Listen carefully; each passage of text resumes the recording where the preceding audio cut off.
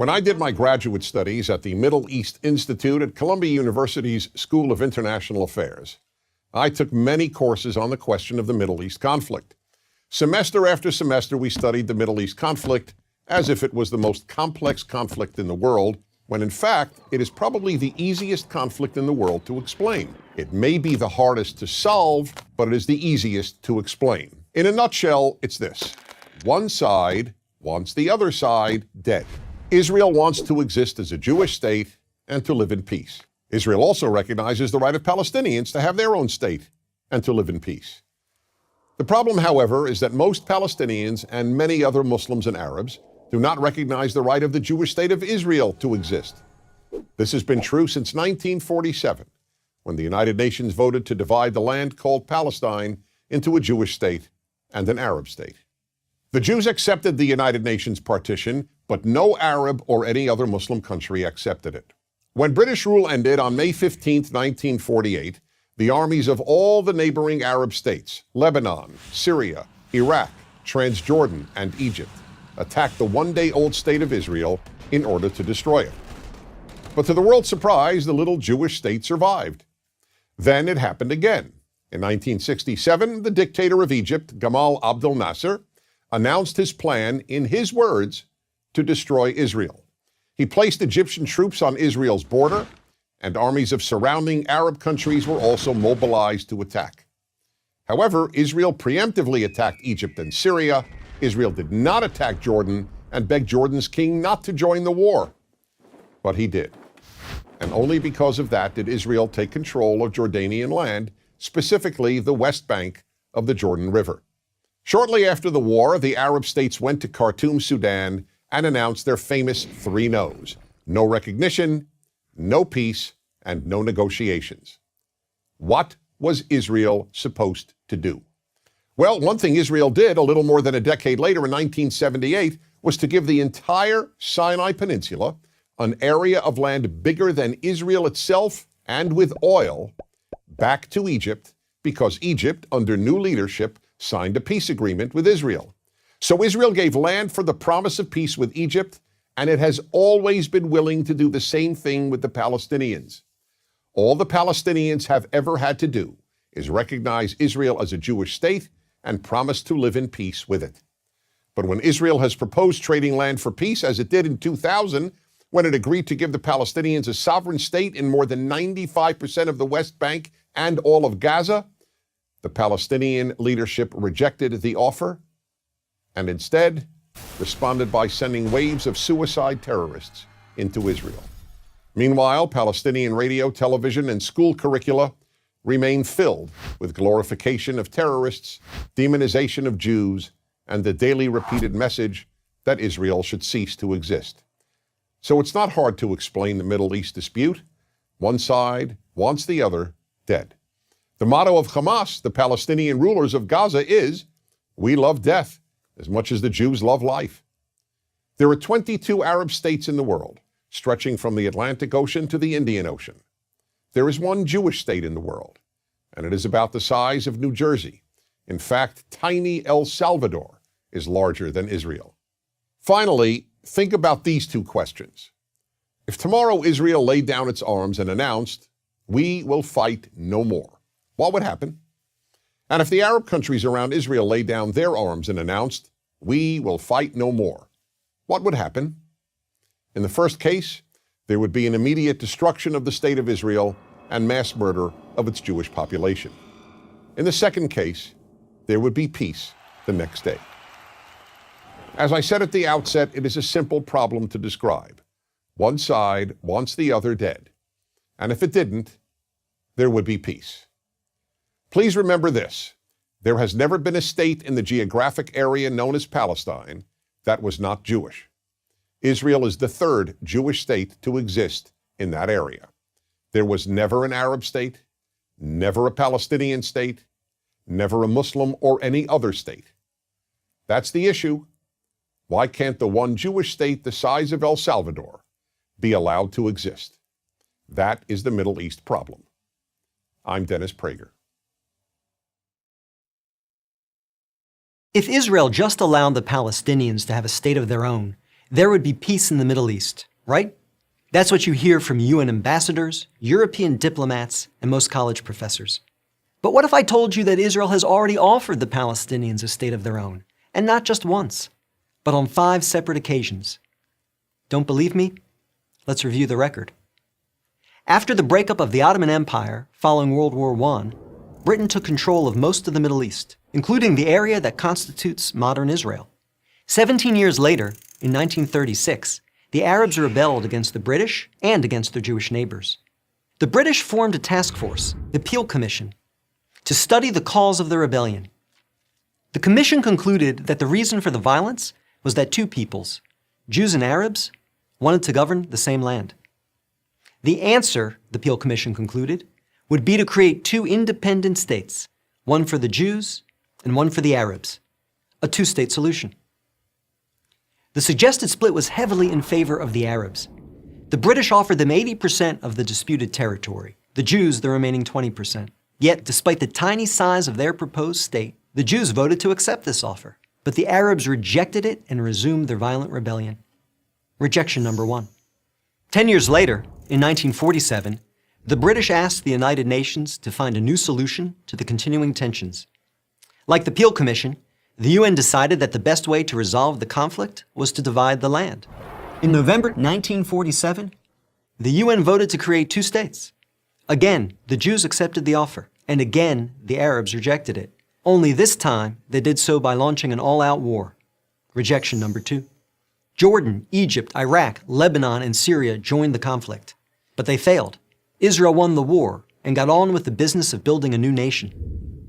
Most of the land set aside by the UN for an Arab state, the West Bank and East Jerusalem, became occupied territory. Occupied not by Israel, but by Jordan. 20 years later, in 1967, the Arabs, led this time by Egypt and joined by Syria and Jordan, once again sought to destroy the Jewish state. The 1967 conflict, known as the Six-Day War, ended in a stunning victory for Israel. Jerusalem and the West Bank, as well as the area known as the Gaza Strip, fell into Israel's hands. The government split over what to do with this new territory. Half wanted to return the West Bank to Jordan and Gaza to Egypt in exchange for peace. The other half wanted to give it to the region's Arabs, who had begun referring to themselves as the Palestinians, in the hope that they would ultimately build their own state there.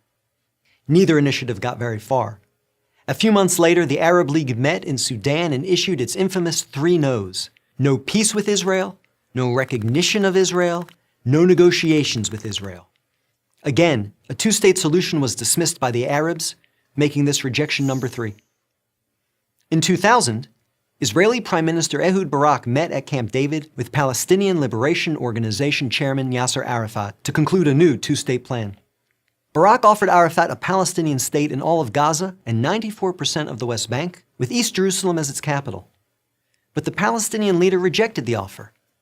In the words of U.S. President Bill Clinton, Arafat was here 14 days and said no to everything. Instead, the Palestinians launched a bloody wave of suicide bombings that killed over 1,000 Israelis and maimed thousands more, on buses, in wedding halls, and in pizza parlors. Rejection number 4. In 2008, Israel tried yet again.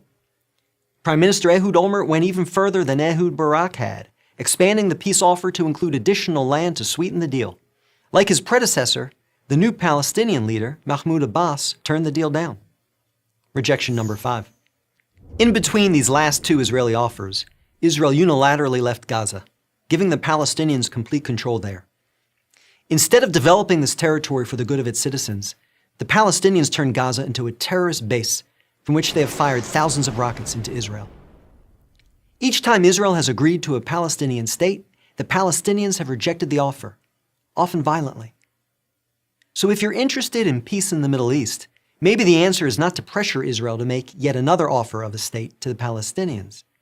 Maybe the answer is to pressure the Palestinians to finally accept the existence of a Jewish state. I'm David Brog, Executive Director of the Maccabee Task Force for Prager University. To my Palestinian brothers and sisters, and to anyone who supports the Palestinian people, I implore you, please do not let Hamas brainwash you into thinking it has achieved anything on our behalf. It hasn't.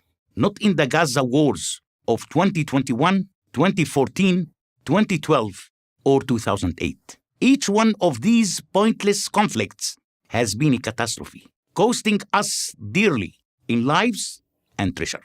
Hamas is not a social justice movement, and it certainly does not care about the Palestinian people. It is a criminal gang that only cares about increasing its own power. Israel is not the main cause of your suffering. Hamas is the main cause. Israel is not your jailer. Hamas is. It was Hamas that led you into this most recent disaster.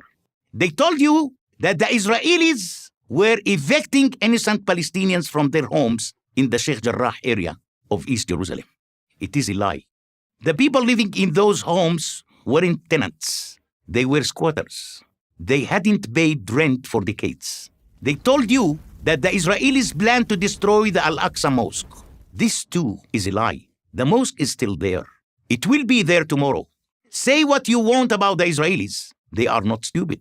They know that if they actually attempt to destroy Al-Aqsa, it would lead to war with every Muslim country. Yes, Hamas take actions and thus look strong next to its rival, the corrupt Fatah party. But the only action it takes is to lead us into chaos. Hamas has no ability and, in fact, no desire to govern. The water isn't safe to drink. The power goes out for hours at a time. Raw sewage washes up on your beaches. The Israelis are not responsible for these dismal failures. Hamas is. And everybody in Gaza knows it. It is Hamas that steals the imported cement meant to build houses for you and uses it instead to build a massive network of tunnels from which it hopes to terrorize Israelis. It is Hamas that makes sure humanitarian aid meant for you is diverted to its favored elites, who then sell it for a profit on the black market.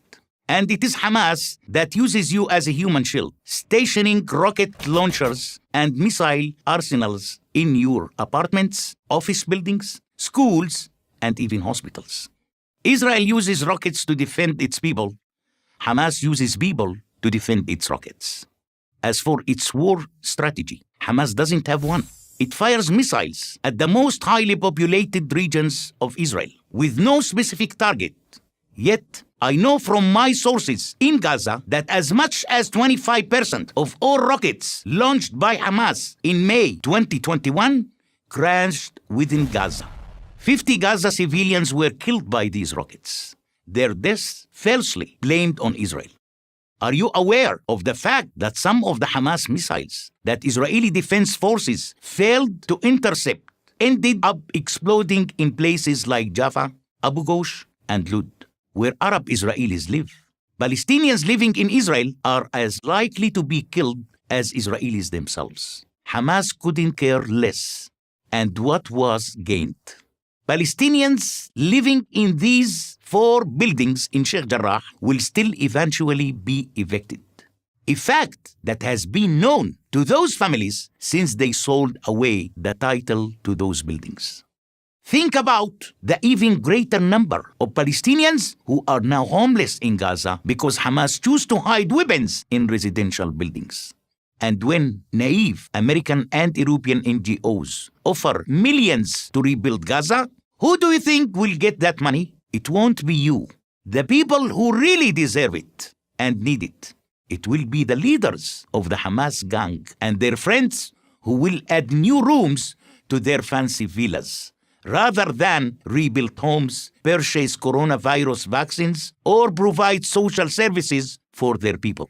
And the peace you so deserve, the peace which could have been possible when Israel withdrew entirely from the Gaza Strip in 2005, will be even further out of reach. Hamas robbed you of that chance when it set up its military gang then. It's robbing you of the same chance now. No matter how many Jews it managed to kill, Hamas will never be satisfied. It will never stop lying, but you can stop believing its lies. I am Bassem Eid for Prager University. The mission was straightforward. Rescue comets going under heavy anti-tank fire. But now the sun was up, and our cover was blown. We were totally exposed. I felt a heavy whoosh of air. Then I felt nothing. Just a ringing in my ears. I was on the ground. I could see through my thigh. Even worse, I couldn't see my foot. It was gone. When I awoke in the hospital, it took every ounce of courage I had to look down my leg. Somehow, some way, my foot was there. The doctors had managed to reattach it. We have the best surgeons. Unfortunately, they get a lot of practice at this sort of thing. That's life in Israel. That's life as an Israeli soldier. And that's what I am. I am also an Arab. Sometimes people say to me, Yusuf, how could you fight for the IDF? I say it's simple. It's not the Jewish Defense Forces. It's the Israeli Defense Forces. And I am an Israeli. Are you surprised? If so, I don't blame you. You probably get your news about Israel from, well, the media. They amplify extremists and sell conflicts because conflict sells. Conciliation doesn't. Stereotypes make for simple stories. Too simple. So let's examine some. Let's take the simplest, that there are Israelis and that there are Palestinians, and that each side defines itself against the other. Turns out the fundamental division is false. According to a poll in 2020, only 7% of Arabs living in Israel self-identify as Palestinian. By contrast, 74% consider themselves either Israeli Arab or just plain Israeli. This is typical. So much of what you've heard about Israel is distorted. The story doesn't match the facts. So here are a few. In America, given their numbers, Jews are disproportionately represented in the medical professions. No surprise. But did you know this? In Israel, Arabs are disproportionately represented in the medical professions. Arabs comprise 20% of Israel's population, but 30% of its physicians and 35% of its pharmacists. You've probably heard the stereotype that Jews are bankers. This suggests that they control things behind the scenes. So you may be surprised to learn that the head of the biggest bank in Israel is an Arab. Worse than the stereotypes are the lies. The worst lie is this: Israel is an apartheid state. In an apartheid state, some can vote and some cannot. But in Israel, Arabs don't just vote. They sometimes call the shots. In 2021, as an article in El Monitor put it, for the first time in Israel's 73-year history, Arab parliament members will likely have the final say on whether a government is formed and even who will head such a government.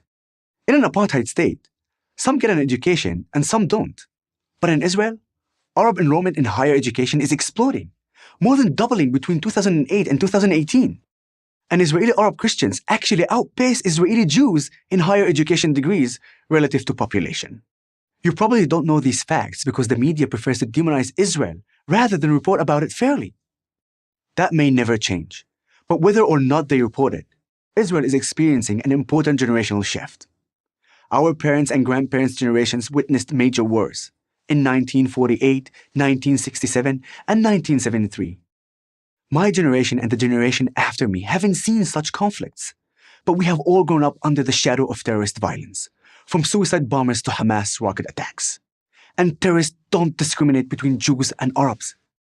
When you come face to face with this reality, when you have face-to-face conversations, you realize that everyone within the borders of Israel confronts the same threats. And then you can begin to understand that the real story isn't two groups, Jews and Arabs, locked in an eternal conflict, but two parts of a nation coming together in a process I call Israelization. A silent but ever-growing majority of citizens simply want to live in peace with their neighbors, the ones across the street and the ones on the other side of national borders. Like I said, extremist voices get amplified. The media likes it that way. It generates clicks, sells papers, and boosts TV ratings. Unfortunately, stories of good people living and working side by side without strife don't do any of those things. But that doesn't make those stories less true, or those people any less real. The real peace process happens one person at a time. With each passing year, I see that process expanding. It won't be smooth because nothing in this part of the world goes smoothly. But no one is going to stop it. Just like no one is going to stop me from defending my country, Israel.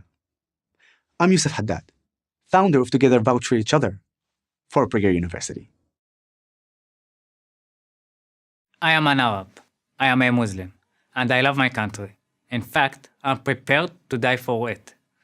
Which is why I serve in its army. I don't have to do this. I want to do this. Because my country is a special place, unlike any other. Free, diverse, vibrant. Yet other countries not so free, not so diverse, call for my country's complete destruction. The moment my country lets its guard down, it will be destroyed. My country is Israel. I grew up and still live in a small village named after my family's Bedouin Arab tribe. Our roots in this land run deep. In 1948, when Arab armies invaded the new state of Israel, my family thought of leaving our village. Some of them did. But when the Jewish leaders heard that, they implored us to remain. This is our country. For both Arabs and Jews, they said, stay and we will work together to build it. My family stayed, my parents were born here, made their lives here, started their own family here in Israel. In 2002, I was a teenager. It was a violent time. Palestinian suicide bombers were blowing up Israeli civilians, a danger to Arabs and Jews alike. Israeli troops entered the West Bank to stop them at their source. As a result, many Palestinians were killed. I was torn. Whose side was I on? Israelis or the Palestinians? Is it possible to be an Arab and an Israeli? The question became even more difficult when I saw men from my own village wearing the uniform of the Israeli army. Only Jews are required to serve in the military. No one forced these Arab men to join. They chose it. Why? I asked them. Our home is here in Israel, they said. Our home is under attack. Our neighbors in this home are Jews. They are being attacked. We fight together. Still, I struggled. I went to high school in Nazareth. There, unlike the village where I grew up, most of the Arab students identified as Palestinian even though they are citizens of Israel. Some of the students, my friends, hated Israel. They couldn't understand me. You're a Palestinian, they said, so you must hate Israel. When I said that I didn't, that we had far more freedom and opportunity than Arabs anywhere in the Middle East, they called me a traitor. After high school, I went to study electrical engineering at Knion, a leading Israeli university. During my first semester, heavy rocket fire from Gaza forced Israel to launch a counterattack. Not long after the war began, I witnessed a group of Arab Israeli students expressing their solidarity with Hamas, the Palestinian terror organization that controls Gaza and is committed to Israelis' violent destruction. Did these students not understand that those rockets could just as easily be aimed at them? Hamas didn't care who they killed as long as they landed inside the borders of Israel. Had my fellow Arab students forgotten that Israel had left Gaza a few years before? That there wasn't a single Israeli living there? That day, I dropped out of school to join the Israeli army, the IDF. A few months later, I was a soldier in the Israeli Air Force. After months of training, I was assigned to the Search and Rescue Helicopter Unit. Our job was to save lives. We never concerned ourselves with the identity of the people who needed our help. We rescued Syrian civilians wounded in their country's civil war, Palestinian children from Gaza requiring urgent medical care, and countless Israelis of every religious and ethnic background. A life, whether it is Muslim or Jewish, Palestinian or Israeli, is a life. On a base of 6,000 soldiers, I was the only Bedouin. But it didn't matter. The only thing that mattered was keeping Israel, our home, safe. We came from all parts of the country and from many parts of the world. We wear every shade of skin color. Our shared goal created a deep bond. Today, I am a student at Haifa University. Half of the students are Arab. More than once, I have seen the Palestinian flag being waved at rally or protest on campus. In Israel, you can do this, because whether you are a Jew or an Arab, you are free. What more do you need to know? I am Muhammad Kabia for Braga University. Why do we spend so much money on Israel? Over my decades of military service, as the Deputy Commander of the United States European Command, and now as a security advisor, I've often heard people make this complaint. The truth is, we don't spend enough. We should spend more, and for purely selfish reasons. Every dollar we spend on Israel is a dollar spent, in effect, in our own defense. As a value proposition, it's all in America's favor. Let me explain, but before I do, let me just say this. I can easily defend why America supports Israel on moral grounds alone. I've been there on numerous occasions. It's a good and decent country. Given the neighborhood it lives in, I find that both remarkable and admirable. But I will make this argument solely on the basis of America's security. Our partnership with Israel is unique. Unlike most of our current treaty alliances, say with South Korea, our ties with Jerusalem are not premised on American troops serving as tripwires on Israel's front lines. This is because Israel takes care of itself. America, for good reason, remains wary of any further military engagement in the Middle East.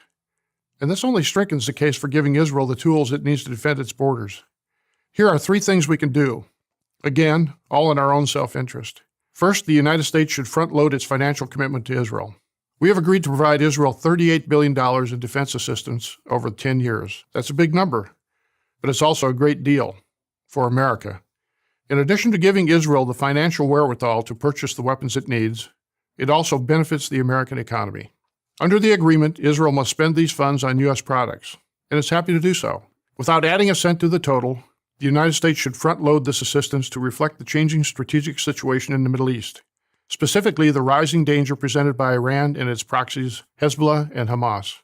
An accelerated timetable would allow Israel to acquire critical capabilities like more F-35 attack squadrons, more refueling tankers, and more precision munitions. It will need this hardware to defend itself in American interest against those persistent and growing threats. Second, the United States should enhance our alliance with Israel. It may surprise you to know that the United States does not have a defense treaty with this essential ally. Lots of agreements, but no treaty. We should. Why is this important? Because it will send a loud strategic signal to Israel's enemies that if you mess with Israel, you mess with us. Israel is not going to ask us for troops, but we should be giving them anything else they need: intelligence, weapons technology, and other vital information. And we know this is a two-way street. Israel gives a lot in return. Which leads me to the third point. The United States and Israel should build on their already close collaboration in research and development. Israel is one of the most high-tech economies in the world. American investors understand this. More venture capital is spent per capita in Israel than in any other country. 9 out of the 10 largest companies have R&D facilities there. This is in a country of just 8 million people. When we sell them military gear, they adapt it to their own special needs. The American military, in turn, benefits from these innovations, especially in the area of desert warfare. Indeed, President Obama's Defense Secretary, Ashton Carter, made this point. There's no question that American lives have been saved by Israeli technology. There are many cutting-edge projects we can work on together, such as directed energy weapons. This new form of cannon emits highly focused energy to neutralize targets. Such weapons will be needed to counter the spread of cheap, deadly, and plentiful mortars and drones from Iran and other bad actors. All this explains why I find it so infuriating to see Americans, especially young Americans, support anti-Israel groups like BDS, Boycott, Divest, Sanction, that want to weaken and destroy Israel.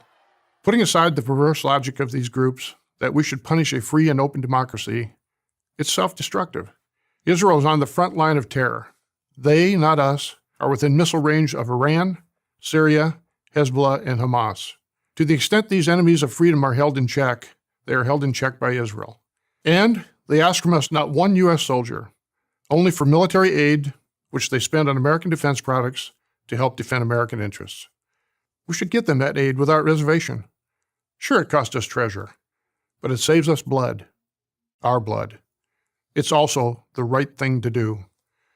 I'm General Chuck Wald, United States Air Force, for Prager University. There are 2 views of the Israeli military, what you hear in most of the media and the truth. I'm going to tell you the truth. I was the commander of British forces in Afghanistan. I have fought in combat zones around the world, including Northern Ireland, Bosnia, Macedonia, and Iraq. I was also present throughout the conflict in Gaza in 2014. Based on my experience and on my observations, the Israel Defense Force, the IDF, does more to safeguard the rights of civilians in a combat zone than any other army in the history of warfare. Why is this so? Firstly, Israel is a decent country with Western values run on democratic principles. Israel has no more interest in war than Belgium does. In fact, Israel has never started a war. The only reason it ever goes to war is to defend itself. And it has to defend itself because, unlike Belgium, it is surrounded by countries and armed groups that want to destroy it. Secondly, Judaism, with its unsurpassed moral standards, remains a major influence on the citizens of Israel. I say this as a non-Jew. Thirdly, the army is composed overwhelmingly of citizen soldiers. Israel's a small country with a small professional army. To fight a war, it depends on its conscripts and its reservists. These are ordinary citizens, from professors to plumbers, called upon to defend their homes. They don't want to be fighting, and they don't want to harm others. Nowhere was the essential morality and decency of the IDF more evident than in the Gaza war of 2014. If ever there was a purely defensive war, this was it. The war was started by Hamas, the terror organization, designated as such by the US State Department that runs the Gaza Strip. In the first 6 months of 2014, Hamas launched hundreds of rockets at Israeli civilians. After repeated warnings from Israel to stop, the Israeli Air Force finally conducted precision strikes to halt the rocket fire, and the IDF advanced into Gaza to destroy a network of terror tunnels that Hamas had constructed to attack Israeli communities near the Gaza border. The IDF took extraordinary measures to give Gaza civilians notice of targeted areas, dropping millions of leaflets, broadcasting radio messages, sending texts, and making tens of thousands of phone calls. Let me repeat that. The Israelis called Gazans on their cell phones and told them to leave their residences and move to safety. Never in the history of warfare has an army phoned its enemy and told them where they're going to drop their bombs. Many IDF missions that could have taken out Hamas military capabilities were aborted to prevent civilian casualties, increasing the risk to Israeli citizens and soldiers. Despite all of this, of course innocent civilians were killed. Every war is chaotic and confusing, and mistakes are frequent. But mistakes are not war crimes. Hamas, on the other hand, committed war crimes as official government policy. Hamas deliberately positioned its military assets among the civilian population, hiding weapons in schools and hospitals, and placing rocket launchers alongside apartment buildings, then forced those civilians to stay in areas they knew would be attacked. They also instructed their people to report the lie that every Gazan killed was a civilian, even if they were actually fighters. And if there were no civilian deaths, Hamas made them up. Numerous internet sites show Palestinians elaborately staging sniper victims and smashed ambulances, among other phony horrors. It's so common, there's even a term for it, Pallywood, as in Palestinian Hollywood. Ironically, it's the leaders of Hamas themselves who best understand the extraordinary measures the IDF will take to protect innocent civilians. They take full advantage of Israel's decency and adherence to the laws of war. No army takes such risks in order to protect civilians as the Israeli army does. I say this as a professional soldier. I say it because it's true, and people who care about truth should know it. I'm Colonel Richard Kemp for Prager University. Maybe you've heard someone say that Israel is an apartheid state, that Israel has a policy of segregating and oppressing the minority population within its borders, like South Africa once did. Maybe you've been so outraged by this information that you have considered joining the BDS movement, the effort to boycott, divest, and sanction Israel until it ends its alleged racist policies. I don't blame you. Apartheid is a great evil and deserves to be fought wherever we find it. But here's the thing, you won't find apartheid in the state of Israel. So, I'll put it bluntly. The BDS movement is a slick propaganda effort built on lies. I think I have the credibility to make this claim. Having grown up in South Africa and having spent a fair amount of time in Israel, I know what apartheid is and what it is not. My parents were raised under real apartheid, where blacks were, by law, separated from whites at every level, from education to drinking fountains. Blacks couldn't vote, couldn't own land, couldn't live next to or use the same transportation system as whites. I remember my father telling me about how my grandfather was kicked and humiliated in public by a young white boy. All he was permitted to say was, "Please stop, little boss." That was the world my family lived in. That was the world of apartheid South Africa. But in Israel, the law is colorblind. Israeli Arabs have the same rights as Israeli Jews. They ride the same buses, study in the same schools, and are treated in the same hospitals. Arabs are elected to Israel's parliament, serve as judges, and fight in the Israeli military. On my first trip to Israel, the group I was with had a Jewish tour guide and an Arab bus driver. Imagine our surprise having heard that Israel is an apartheid state. This would have been inconceivable in apartheid South Africa. All these things would be self-evident to anyone who did any kind of actual research, or even better, visited Israel, something I encourage everyone to do. BDS doesn't want you to research or visit Israel. It depends on the ignorance of its audience. Sadly, on American college campuses, BDS has a significant presence. It succeeds by playing on the good intentions of good people through deliberate deception. In short, they lie. And lies really make me angry because lies empower evil. Lies about blacks empowered apartheid in South Africa. Lies about Jews made the Holocaust possible. And lies about Israel are misleading a lot of good-hearted young people into opposing the only country in the entire Middle East that doesn't segregate and oppress its minority population. Just ask the next Egyptian Copt or Iraqi Christian you meet on campus.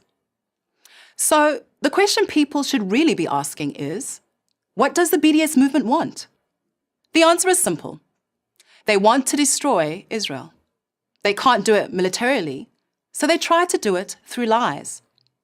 They say that Jews have no historic claim to Israel. Lie. They say that Israel treats its Arabs as second-class citizens. Lie. They say that Israel doesn't want peace with its Arab neighbors. Lie.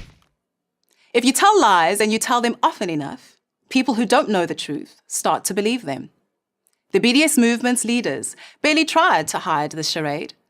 They will lie and say that they only want a Palestinian state living side by side with Israel. And then they say this: we oppose a Jewish state in any part of Palestine.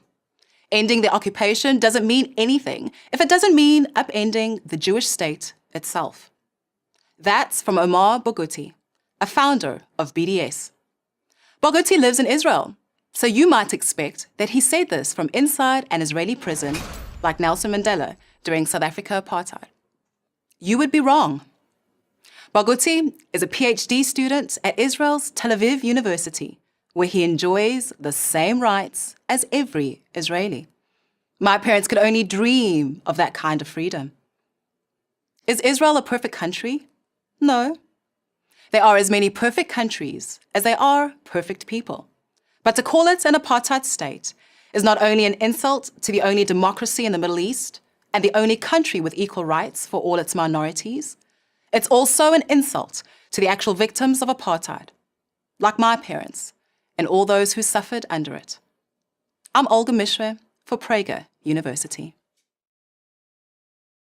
Why does the left hate Israel? On the surface, it doesn't make sense. Israel is a liberal democracy. It extends full rights to women, to gays, and to its many Arab citizens. Like all countries, which are made up of flawed human beings, Israel is flawed. But compared to most countries, not to mention its neighbors, it is a civil rights paradise. So why does the left hate Israel? The reason is that the left, and as I always emphasize, I am talking about the left, not about liberals, is not guided by a moral compass. It is guided by three other compasses: a power compass, a race compass, and a class compass. Let's begin with the power compass. Instead of evaluating people and nations on the basis of right and wrong or good and evil, the left evaluates them on the basis of weak and strong. If you're weak, you're good. If you're strong, you're bad. Israel is strong, therefore it is bad. America is strong, therefore it is bad. The Palestinians are regarded as weak, therefore they're good. When you're guided by a moral compass, you don't ask who's strong and who's weak. You ask who's morally right and who's morally wrong. 50 years ago, Israel was not a big issue for the left. Why? Because it was perceived as weak. But after the 1967 Six-Day War, in which Israel achieved a stunning military victory, it all changed. Israel became strong, so Israel became bad. And the Palestinians were weak, so they became good. So no matter how much terror Palestinians engaged in, hijacking airplanes, murdering 11 Israeli athletes and coaches at the 1972 Munich Olympics, blowing up Israelis in pizza parlors and at weddings, the left's position never changed. Palestinians good, Israel bad, because the Palestinians were weak and Israel was strong. That's one of the three ways the left judges the world. You can test this theory in other ways. Why is the United States bad? Because it's strong. And third world countries that oppose the United States are good. Cuba, for example, has been adored by the left for decades. Never mind that Cuba's Communist Party has ruined Cuba, that Cubans have no civil rights, and Cuba is one of the poorest countries in the world. Since Cuba is weak, to the left, Cuba is good. The same was true with North Vietnam in the 1960s. It was considered weak, so it was good. The U.S. was strong, so it was bad. It didn't matter that America was trying to preserve the freedom of the South Vietnamese exactly as it had preserved the freedom of the South Koreans. The U.S. was strong, so it was bad. Which brings us back to Israel. The stronger Israel gets, as it effectively defends itself, as its economy grows, and as its diplomatic position improves, the more the left hates it. The second of the left's compasses, the race compass, is another reason the left hates Israel. Just as it substitutes weak and strong for good and evil, the left substitutes non-white and white for good and evil. The left doesn't judge people by their actions, but by their race. That's why, for example, the left asserts that a black person cannot be a racist. Only a white person can be a racist. And that provides the second reason Israel is labeled evil. Israelis are considered white and Palestinians are not white.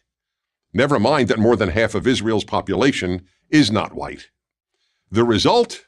The left essentially ignores Palestinian terror and loudly condemns Israel's responses to terror. Now to the left's third compass, the class compass.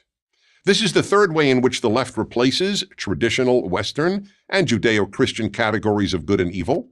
Instead of judging people's actions by the same moral yardstick, that of good and evil, the left judges people's actions based on their economic class. Rich people and rich nations are bad, poor people and poor nations are good. This began with Karl Marx, who divided the world by economic class, not moral behavior. To Marx and to Marxism, good and evil is entirely class-based. Good is defined as workers, evil as owners. And that is the third reason for the left's hatred of Israel and of America. They are both wealthy. As fewer and fewer people perceive the world in terms of good and evil, substituting a power, race, or class compass for a moral compass, you will inevitably get more evil and more hatred of the good, beginning with Israel and America and ending with Western civilization. I'm Dennis Prager.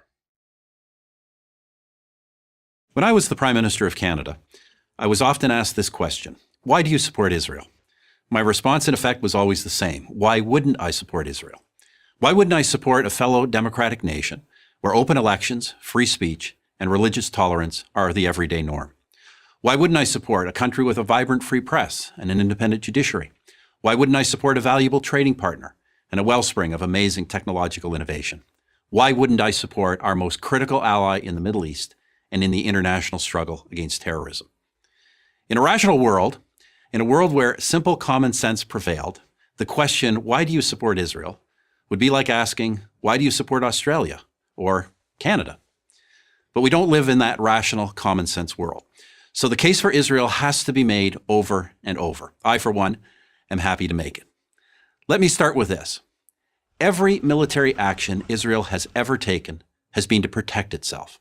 Israel is not an aggressor state. It's a defensive state. This has been true from its founding to this day. As a fledgling nation in 1948, Israel was immediately attacked by its Arab neighbors. Their goal was not to contain the tiny new country. It was to annihilate it. No nation came to Israel's aid. Not the United States, not my country, Canada, not the United Kingdom. No one. They all thought Israel would lose, but it didn't lose. It won. In 1967, Israel's neighbors again sought to utterly destroy the Jewish state, a nation that had then existed for 2 decades. Again, Israel prevailed, and it survived another all-out attack in 1973. Those are the big wars, but I'm not sure there's been a single day in Israel's entire history when some act of terror has not been waged against it, inside or outside its borders. There have been 2 bloody waves of terror, so-called intifadas, in the late 1980s and the early 2000s, when Israelis were blown up on buses, at pizza parlors, and celebrating weddings. There have been incursions from terror groups like Hezbollah in Lebanon. There have been thousands of rocket attacks from Hamas in the Gaza Strip, even after Israel completely withdrew from that territory in 2005. In between the wars, in between the terror, Israel has sought peace with its neighbors, and it has achieved peace treaties with Egypt and Jordan. For others, however, every Israeli gesture for peace is met with incitement and violence. I recount this history for one reason. Any nation that has endured what Israel has endured could easily have become a police state. But through it all, Israel has never abandoned its commitment to the rule of law, to democracy, to tolerance. 1/5 of its citizens are Muslim. They enjoy the same rights as Jewish citizens. They occupy key positions in the nation's courts, press, and government, and they have their own parties representing them in the Knesset, Israel's parliament.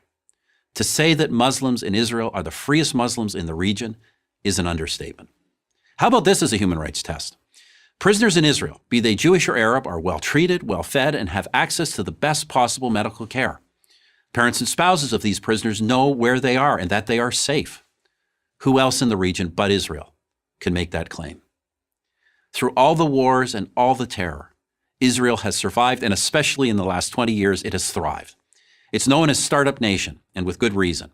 Key components of your cell phone and your laptop were designed in Israel. A drug or a medical device that has saved your life or the life of a loved one may have been developed in Israel. Yet there are leftist politicians, activists, artists, academics, and college students who devote their lives to denouncing Israel, calling for boycotts, demanding it be cut off from academic and professional societies. Do they denounce the Palestinian leadership that hasn't held an election in well over a decade? Do they denounce the leadership of Hamas, who use women and children as human shields to protect their fighters? No, they denounce free, vibrant, democratic, innovative Israel. With all the brutal and violent regimes, not only in the Middle East, but around the world, how is one to explain singling out Israel for condemnation? Sadly, only one explanation fits: anti-Semitism. Do these haters of Israel question the legitimacy of any other democratic nation, of any nation for that matter? Of course, the answer is no. Somehow, they only manage to oppose the Jewish one. The State of Israel has now existed for 70 years. It is one of the freest, most prosperous, most successful nations on earth. Why do I support Israel? Why wouldn't I? Why wouldn't anyone? I'm Stephen Harper, 22nd Prime Minister of Canada for Prager University. I was born to hate Jews. It was part of my life. I never questioned it. I was not born in Iran or Syria. I was born in England. My parents moved there from Pakistan. Theirs was the typical immigrant story. Moved to the West in the hope of making a better life for themselves and their children. We were a devout Muslim family, but not extremist or radical in any way. We only wished the best for everyone. Everyone except the Jews. The Jews we believed were aliens living in stolen Muslim land, occupiers who were engaged in a genocide against the Palestinian people. Our hatred, therefore, was justified and righteous, and it made me and my friends vulnerable to the arguments of radical extremists. If the Jews were as evil as we had always believed, mustn't those who support them, Christians, Americans, and others in the West, be just as evil? Beginning in the 1990s, speakers and teachers at mosques and in schools began to endlessly repeat this theme. We were not Western, we were not British, we were Muslims, first and only. Our loyalty was to our religion and to our fellow Muslims. We owed nothing to the Western nations that welcomed us. As Westerners, they were our enemies. All of this had its desired effect. At least, it did on me. It changed the way that I saw the world. I began to see the suffering of Muslims, including in Britain, as the fault of Western imperialism. The West was at war with us, and the Jews controlled the West. My experience at university in Britain only enhanced my increasingly radical beliefs. Hating Israel was a badge of honor. stage an anti-Israel, pro-Palestinian rally, and you were sure to draw a large, approving crowd. While at university, I decided the protests and propaganda against Israel were not enough. True jihad demanded violence. So I made plans to join the real fight. I would leave college and join a terrorist training camp in Pakistan. But fortunately for me, fate intervened. In a bookstore. I came across a book called The Case for Israel by Harvard law professor Alan Dershowitz. The Case for Israel? What case could there be?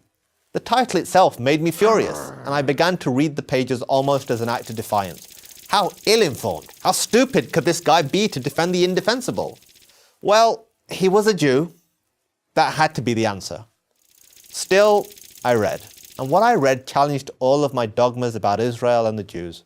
I read that it wasn't Israel that created the Palestinian refugee crisis, it was the Arab countries, the United Nations, and the corrupt Palestinian leadership. I read that Jews didn't exploit the Holocaust to create the State of Israel. The movement to create a modern Jewish state dated back to the 19th century, and ultimately to the beginnings of the Jewish people almost 4,000 years ago. And I read that Israel is not engaged in genocide against the Palestinians. On the contrary, the Palestinian population has actually doubled in just 20 years. All this did was make me angrier. I needed to prove Dershowitz wrong, to see with my own eyes how racist and oppressive Israel really was. So I bought a plane ticket. I would travel to Israel, the home of my enemy. And that's when everything changed. Everything. What I saw with my own eyes was even more challenging than what Dershowitz had written. Instead of apartheid, I saw Muslims, Christians, and Jews coexisting. Instead of hate, I saw acceptance and even compassion. I saw a raucous, modern, liberal democracy, full of flaws, certainly, but fundamentally decent. I saw a country that wanted nothing more than to live in peace with its neighbors. I saw my hatred melting before my eyes. I knew right then what I had to do. Too many people on this planet are consumed with the same hatred that consumed me. They have been taught to despise the Jewish state. Many Muslims by their religion, many others by their college professors or student groups. So here is my challenge to anyone who feels this way. Do what I did. Seek out the truth for yourself. If the truth could change me, it can change anyone. I'm Qasim Hafiz for Prager University. Imagine a group of people who work to destroy Italy because they claim Italy's origins are illegitimate. Imagine further that these people maintain that of all the countries in the world, only Italy doesn't deserve to exist. And then imagine that these people vigorously deny that they are anti-Italian. Would you believe them? Now substitute Israel for Italy, and you'll understand the dishonesty and absurdity of the argument that one could be anti-Zionist, that is, against the existence of a Jewish state, but not anti-Semitic. But that is precisely what anti-Zionists say. They argue that Israel's existence is illegitimate. They don't believe this of any other country in the world, no matter how bloody its origins. And then they get offended when they're accused of being anti-Semitic. How can they make this argument? First, they change the topic. They say it's unfair to charge those who merely criticize Israel with being anti-Semitic. But criticism of Israel is fine. Denying Israel's right to exist isn't. Anti-Zionism isn't criticism of Israel. Anti-Zionism is opposition to Israel's existence. Zionism is the name of the movement that advocates for the return of Jews to their historic homeland. Over the past 3,000 years, there were only two independent states located in what is called Israel. Both were Jewish states, and invaders destroyed both. No Arab or Muslim or any other country ever existed in that land, which was only named Palestine by the Romans to remove all memory of the Jewish state they destroyed in the year 70. Second, anti-Zionists claim they can't be anti-Jewish because Zionism has nothing to do with Judaism. That's equally false. It is the same as saying Italy has nothing to do with being Italian.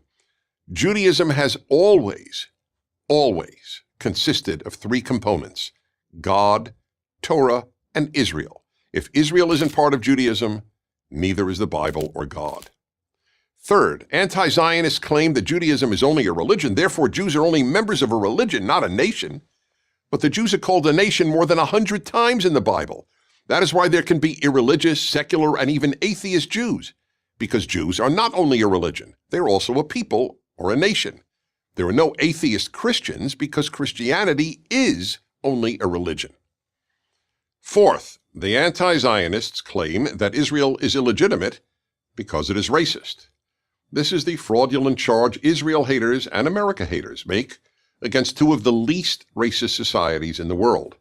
Half of Israel's Jews are not even white, and anyone of any race or ethnicity can become a Jew. Plus, 1 of 5 Israelis isn't a Jew. And these Israeli citizens, mostly Arab Muslims, have the same rights as Jewish Israelis. As for Israel's control of the West Bank, that has nothing to do with race. Israel doesn't control the West Bank because Palestinians are of another race, but because Palestinians and their Arab allies tried to destroy Israel in 1967, and they lost the war. Palestinians have rejected offers to found their own state on 5 separate occasions since 1947.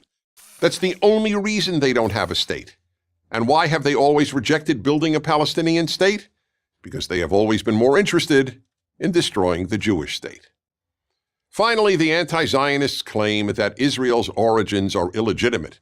Of all the world's 200-plus countries, the only country anti-Zionists declare illegitimate is also the only Jewish one. That's pretty much all you need to know about their motives. Why, for example, don't they make this claim about Pakistan?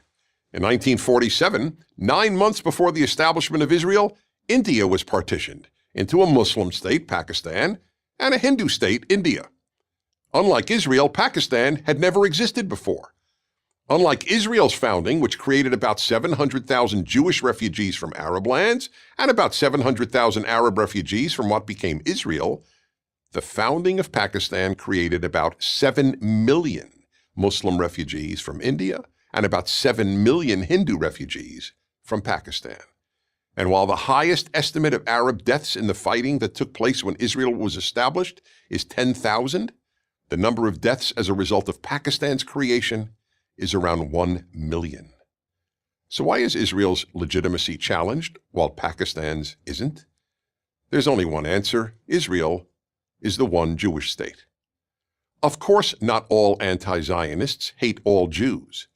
But if you seek to destroy Italy, you don't have to hate every Italian to be anti-Italian. If you seek to destroy the one Jewish state, you don't have to hate every Jew to be an anti-Semite. I'm Dennis Prager.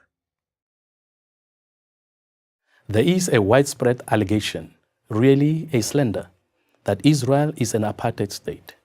That notion is simply wrong. It is inaccurate and it is malicious. And it will not help to promote peace and harmony in the Middle East. Its only purpose is to demonize Israel and to isolate her in an attempt to delegitimize Israel's existence.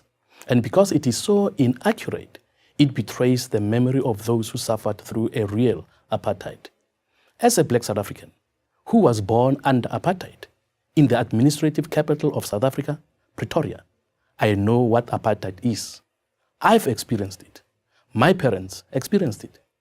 But having been to Israel on a number of occasions, I know that nothing is happening in that country that I've either seen or read that can be compared to apartheid in South Africa.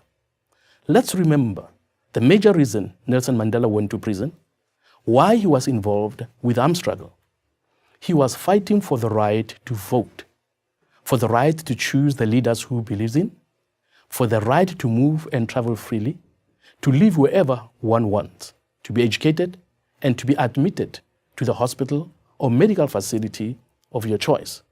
All these things Mandela fought for because black people never enjoyed any of them in their very own country. For example, when I had to see a white doctor who was prepared to have black patients, I would have to go to a back room, a specially segregated room where black patients of white doctors went, who could never enter through the same door that was used by white people. Now compare that to Israel. A few years ago, a black pastor friend of mine went to Israel where he had an accident and had to be hospitalized. When he came back to South Africa, he said to as many people as he could that the people who are talking about apartheid in Israel are talking nonsense. When I was in that hospital in Israel, he tells people, on my right was sleeping a Jew, and on my left was a Palestinian Muslim. And in between that Palestinian Muslim and that Jew was this black South African. In private, the Palestinians he was with in the hospital said to him This Israel is an apartheid state thing is what politicians are saying. It is not what we are experiencing on the ground. We all need to recognize that those who say that what is happening in Israel is like apartheid South Africa are minimizing the suffering that black South Africans endured. They are taking the sting out of the pain that we suffered in South Africa. If South African apartheid was what people are seeing in Israel, there would never have been any need for an armed struggle. There would never have been any need for Nelson Mandela to go to prison because he would have all the rights Arabs in Israel have. There are judges in the Israel courts who are not Jewish in apartheid South Africa. You could never have had something like that. You have teachers who are not Jewish who are teaching Jewish children. These non-Jews in Israel have everything that we non-whites in apartheid South Africa never shared with white South Africans. Most South Africans know this. They know that to call Israel an apartheid state is false, that what we suffered in South Africa is not being suffered by anybody in Israel. But to those South Africans who believe these falsehoods about Israel, we say, go to Israel, go and see for yourself. Tell us where you see Palestinians having to endure what we endured during apartheid. As a member of the South African Parliament, and in the name of millions of my fellow black citizens of that country, we know what apartheid really was. And I therefore ask those in the United States, Europe, and anywhere else in the world who charge Israel with practicing apartheid to please stop doing so. You are damaging the truth. You are damaging any chance for peace in the Middle East. And most of all, you are destroying the memory of the real apartheid. The charge that Israel is an apartheid state is a lie about the real Israel, and it is a lie about the real apartheid. I am Kenneth Mishwe, a member of the South African Parliament for Prager University. They're turning social media against us, using it to influence our elections, spreading propaganda, disguising it as news. Pretty scary stuff. I'm not talking about Russia, that's amateur hour. The media organization I'm talking about operates right here in the USA, out in the open, legally. It has a large staff of on-air personalities, reporters, cameramen, and editors. It operates out of state-of-the-art studios in Washington, D.C., London, Rio, and half a dozen other major cities. It produces videos, news reports, and documentaries. It has tens of millions of social media followers. Their content is viewed and shared by countless young people across the Western world. In short, they're targeting us. CNN, right? Wrong. Fox News? Wrong again. The answer is AJ+. If you've spent time on social media, you've seen their stuff, I promise you. This isn't the work of a scrappy startup in Silicon Valley. AJ+ is bankrolled by the government of Qatar. Never heard of Qatar? Most people haven't. It's a tiny Persian Gulf state with lots of oil money. Billions of dollars they're not afraid to spend on causes they believe in. Causes like the terror group Hamas, which runs the Gaza Strip. Without billions from Qatar and its ally Iran, Hamas would blow away in the next desert sandstorm. But Hamas is only part of Qatar's terror portfolio. The Qatar government bankrolls the Muslim Brotherhood, Al-Qaeda in Yemen and Syria, radical extremists in Libya, and Hezbollah in Lebanon. In other words, a rogues gallery of murderous Islamist terror groups. Qatar's propaganda arm is the Arab news service Al Jazeera, which it owns lock, stock, and America-hating, Israel-hating barrels. Al Jazeera made a splashy attempt to break into the US media market in 2013. They bought a cable franchise for $400 million from former Vice President Al Gore. They signed up some major American TV journalists and opened up shop in New York and Washington. But the effort failed. Americans just couldn't cozy up to the idea that a news network they had rightly associated with Osama bin Laden could be trusted. But Al Jazeera didn't disappear. They just rebranded into the much nicer sounding AJ+, and they concentrated their efforts on the internet and a market that didn't have a bin Laden fixation, or much connection to 9/11 at all. Young people. And they've been amazingly successful. Their productions are well-produced, slick, and left. In fact, they're so left that they make videos railing against leftist white women for being insufficiently sympathetic to leftist women of color, especially women of color who are gay or transgendered. It's hard to ignore the irony that a media operation fully funded by a country that oppresses women and gays makes this kind of content for an American audience. But the irony goes deeper. The young and hip presenters at AJ+ depict America as racist through and through, past and present. Black Lives Matter has no greater media ally than AJ+. Nor do avowed socialists, like Congresswoman Alexandria Ocasio-Cortez. AJ Plus jumped on her bandwagon early on, making a video in the summer of 2018 about then candidate Ocasio-Cortez entitled Socialist Rising. Why, you might ask, would the government of a Middle Eastern country care about influencing young Americans? The answer is this. Anything that weakens the US is a victory for them and their radical form of Islam. If they can convince young Americans that the US is a bad place, young Americans are less likely to defend it and less likely to support its efforts to fight Islamic terror. And if America is bad, then anyone it supports must also be bad. America supports Israel. Qatar, like its allies in the Iranian theocracy, wants Israel destroyed. So AJ Plus turns out video after video, news report after news report, portraying the democratic, free liberal Israel as a repressive apartheid state, despite the fact that Muslims living in Israel have more rights, such as freedom of expression and the equality of women and gays, than Muslims living in Qatar. In AJ Plus's world, Israel attacks their peaceful neighbors in Gaza for no good reason. No need to mention the rocket attacks randomly directed at Israeli civilians. Weaken America, weaken Israel. To Qatar, a few $1 billion for a few decades is a cheap price to pay if it can achieve those goals. But you don't have to play into their game. The next time you see an AJ Plus video or so-called news report, consider the source. Or better still, swipe left. I'm Raheem Kassam for Prager University. We say that evil is dark, but this metaphor is imprecise. Evil is actually intensely bright, so painfully bright that people look away from it. Many even deny its existence. Why? Because once people acknowledge evil's existence, they know they have to confront it. And most people prefer not to confront evil. That is what led to World War II and the death of 55 million people. Many in the West denied the darkness of Nazism. They looked the other way when that evil could have been stopped and then appeased it as it became stronger. We are reliving 1938, the year that democratic Western nations assured a police state, the Nazi regime, that they would do nothing to prevent its expansion. That year, the British Prime Minister Neville Chamberlain went to Munich to negotiate with Adolf Hitler. He left believing Hitler's promises of peace in exchange for Germany being allowed to annex large parts of Czechoslovakia. Upon returning to England, Chamberlain announced, "Peace for our time." The 2015 agreement between America, Europe, Russia, China, and Iran mirrors 1938. The Nazi regime was a police state. The Islamic Republic of Iran is a police state. The Nazis' greatest aim was to exterminate the Jews of Europe. Iran's greatest aim is to exterminate the Jewish state. The West dismissed Hitler as the Jews' problem. The West dismisses Iran as Israel's problem. Nazi Germany hated the West and its freedoms. The Islamic Republic of Iran hates the West and its freedoms. Germany sought to dominate Europe. Iran seeks to dominate the Middle East and the Muslim world. And just as Britain and France appeased Nazi Germany, the same two countries, along with the United States, have chosen to appease Iran. In fact, there's considerably less defense for the Iran agreement, which awards Iran $150 billion in currently frozen assets and the right to keep its nuclear program, than there was for the Munich Agreement. Prior to 1938, Hitler had not publicly proclaimed his aim to annihilate Europe's Jews.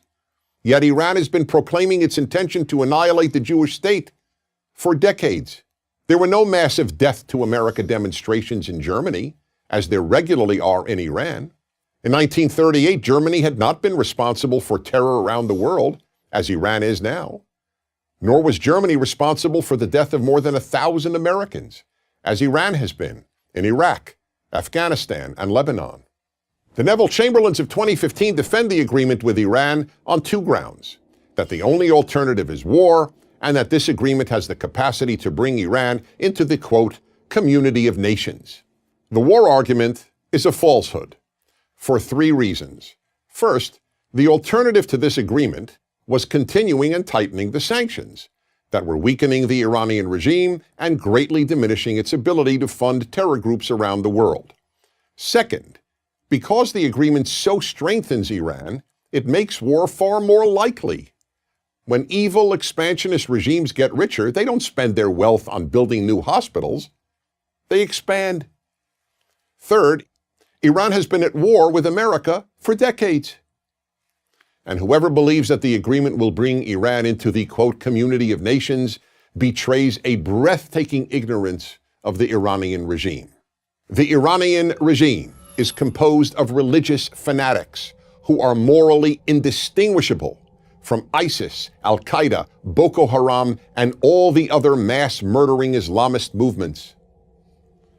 The Iranian regime has executed more people than any country except China and killed more than 6,000 Iranians just for being homosexual. A woman in Iran is not allowed to leave the country without the permission of her husband. The Iranian regime repeatedly calls for the extermination of Israel. No other country in the world is committed to annihilating another country. Iran is already the world's greatest funder of terror organizations. Imagine what it will do with another $150 billion. Imagine what it will do with the removal of the current weapons and missile embargo. Imagine what it will do with its intact nuclear infrastructure. This deal allows all three. Very few people have a chance to do something about the greatest evil of their time. When it votes on this agreement, the American Congress has that chance. I'm Dennis Prager. Why are so many people with so many different perspectives, from the Prime Minister of Israel to the King of Saudi Arabia, so worried that Iran might build a deliverable nuclear weapon? Or, to put it even more simply, why do we have to stop Iran from getting the bomb? The reason is painfully obvious. They might actually use it. France has nuclear weapons. So does the United Kingdom. But nobody worries that they will use them. It's not nuclear weapons that are the problem. It's who has them and what they might do with them.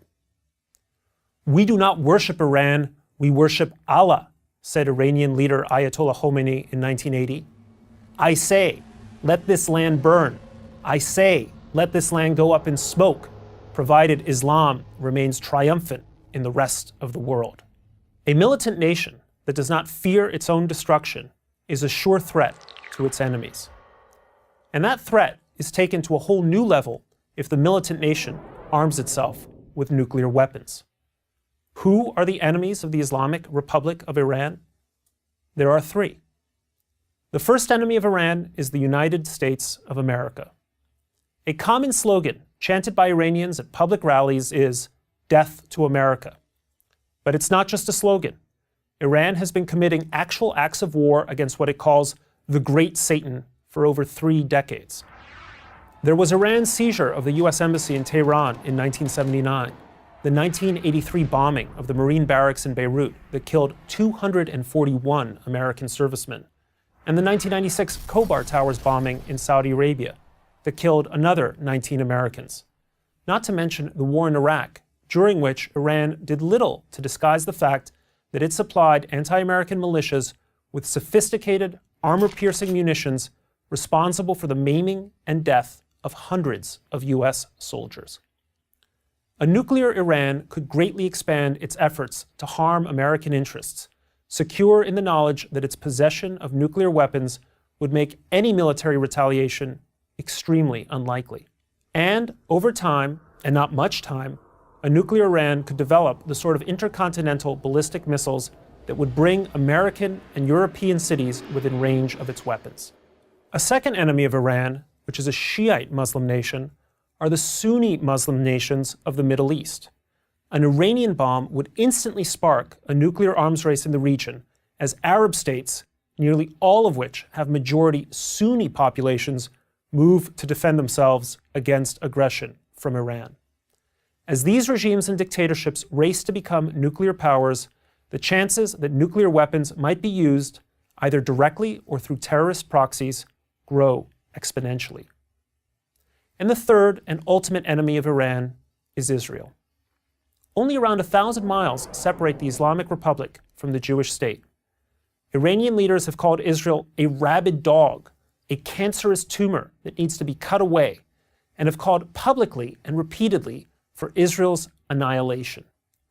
They wage a continuous terrorist war against Israel through their proxies, Hezbollah and Hamas. Former Iranian President Akbar Hashemi Rafsanjani, a man often described as a moderate and a pragmatist in the Western press, articulated the Iranian position this way. If one day the Islamic world is also equipped with weapons like those that Israel possesses now, then the imperialist strategy will reach a standstill because the use of even one nuclear bomb inside Israel will destroy everything. However, one bomb will only harm the Islamic world. He's right. That's why the civilized and sensible leaders of the world cannot allow Iran to develop nuclear weapons. Because once the Iranians do, they will pose a severe threat to the security of America and Europe, spark a regional arms race that could see the world's worst players acquire the world's worst weapons, and threaten the Jews with extermination for the second time in a century. Or, to put it more simply, Iran cannot be allowed to get the bomb because they might actually use it. I'm Brett Stevens. How do you respond to people who excel you in invention, creativity, and wealth? Do you envy them? Do you feel their success somehow diminishes you? Or do you admire what they've achieved and try to emulate it? These questions sum up what I call the Israel test. In the 1880s, European Jews settled in Mandate Palestine and wrought an agricultural miracle in that desolate territory, then sparsely populated by a few score thousand Jews and a couple 100,000 Arabs. The Jewish settlers drained malarial swamps, leached salt from the soils, terraced the barren hills, and planted millions of trees. They massively expanded the capacity of the land and enabled it to support a substantial Arab population. In the 2 decades between 1921 and 1943, Jews quadrupled the number of enterprises, multiplied the number of jobs by a factor of 10, and increased the level of capital investment 100-fold. Far from displacing Arabs, they provided the capital for a major expansion of Arab farms and enabled a 7-fold rise in Arab population by 1948 to a level of 1.35 million. The largest in the long history of Palestine. In other words, the Arabs came to what would soon be the state of Israel because of the Jews. By comparison, Transjordan, now known as Jordan, with the same geological endowment and 4 times the land, but no Jews, was able to sustain a population density only 1/10 of the population density of Palestine. Crucial to Israel's accomplishments were world-leading technological advances in the recovery of water through desalination, drip irrigation, and sewage recycling. Over the past 50 years, Israel has increased its population 10-fold, its agricultural production 16-fold, and its industrial production 50-fold, while actually reducing net water consumption by 10% since 1948. This huge expansion of effective water resources enabled the land to support not only more Jews, but also millions more Arabs. Today, the state of Israel, with its astonishing achievements in computer science and other high-tech fields, distills both the genius of the Jews and the misdirected anger of the failed states that surround her. The great divide in the Middle East is not between Arab and Jew, but between admiration of achievement, along with the desire to replicate it, and envy accompanied by violent resentment.